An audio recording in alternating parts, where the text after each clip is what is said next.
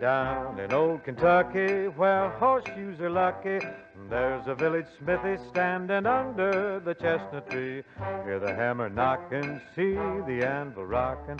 He sings the boogie blues while he's hammering on the Good afternoon. It's Phil with Rourke's Retreat. I blacksmith in my free time, and a lot of people ask me how I got started and if it's expensive to get started. The answer to both of those questions is how I got started. I'm about to show you. Is it expensive to get started? It depends on what you're willing to do. Was it expensive for me to get started? The answer is no, not really. But I wanted to give you a walkthrough of my forge and what I did to get started. So I started my camera facing me, which was probably a mistake because I don't think I can turn it around, which I can't. So I'm gonna have to turn it around, and I'll give you a small tour of my forge. It's nothing special. It's just a little tiny area carved out of a barn, but you know what? It works. I make stuff, so.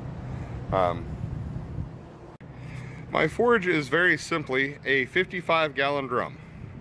I found a steel 55-gallon drum that was scrap, no less, and cut a hole in the top.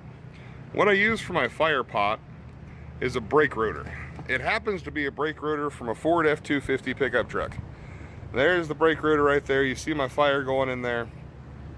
That's the brake rotor that I use. Now in the bottom of that brake rotor, there has to be an air source. There has to be something forcing air up. So what I did in this scenario is I took a galvanized pipe, or sorry, not galvanized, it's just black steel pipe. And you probably can't see it with all the coals going down in there. But there's a black steel pipe down in the bottom of that has holes drilled in the top of it for airflow. That airflow attaches to another black steel pipe that runs down into my forge and runs out the side. I just used a simple T connector and a cap on the bottom of that to run that. So now my air source is actually attached over here to this shop vac.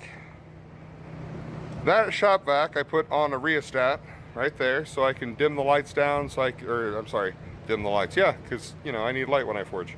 So I can dim the air down, I can speed it up, turn it down, whatever the case may be. You can hear it kick on. So all I did was attach that to a dimmer switch. Now I personally believe that coal is the way to go, so I've got my bucket of coal over here. Again, it's a 55-gallon plastic bucket of coal. I get all my coal at Yoder's Blacksmith Supply in Amish country up near Millersburg. So the other thing you need is an anvil. You can do multiple things for an anvil. Me personally, the first thing I started off with was a piece of railroad track. I found a piece of railroad track in a scrap yard, and that's what I used. Now I also decided that I wanted a little bit more than a railroad track, so I went to Harbor Freight and I bought what's referred to as an ASO, an anvil-shaped object, and that's all it is. It's a 60-pound piece of cast iron, and that's what I use to hammer stuff out on. The other part to a blacksmith is your hammers. This is what's called a straight peen hammer. If you look, you can see that the peen on this is straight up and down with the handle. All right, that is a straight peen hammer. I use that for a lot of moving steel. I've replaced the handle on it about 6 times, but it still works. This is what's known as a cross peen hammer. You see how the peen is straight across. Again, I've replaced the handle on that one a few times, but there it is. So I have those two. My very first set of tongs was this pair of channel locks.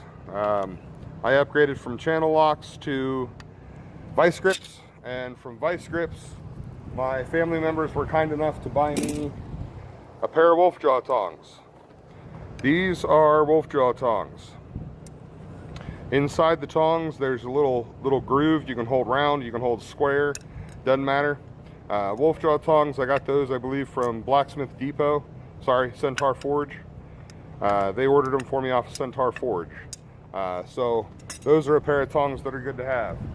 My next pair of tongs that I got were spike tongs. These are railroad spike tongs. See how it's got the little indent here? That's for the head of the spike. And if you look at the end of it, you'll see where it's kind of squared off. That holds the spike. I got these from Blacksmith Depot. So those were purchased for me as well. So the next set of tongs I got was these guys.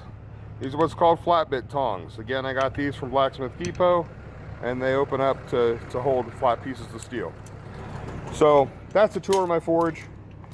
I just wanted to show you it doesn't really cost much to get started. You just have to be patient and do it. So if you have any questions, please feel free to leave me a comment. If you want to know anything else about my forge, let me know. I'm more than happy to oblige you. The other thing that you are going to need, most importantly, is your toolbox. This is a Stanley Fat Max toolbox. A friend of mine, Sarah, purchased it for me at a flea market in Cincinnati. It is affectionately referred to as my purse. It carries all of my tools, weighs about 400 pounds, and it is just a monster of a toolbox. But that holds all my tools. So if you have any questions, leave them in comments, and I will be more than happy to answer them as soon as possible. Thanks for watching, and as always, have a nice day.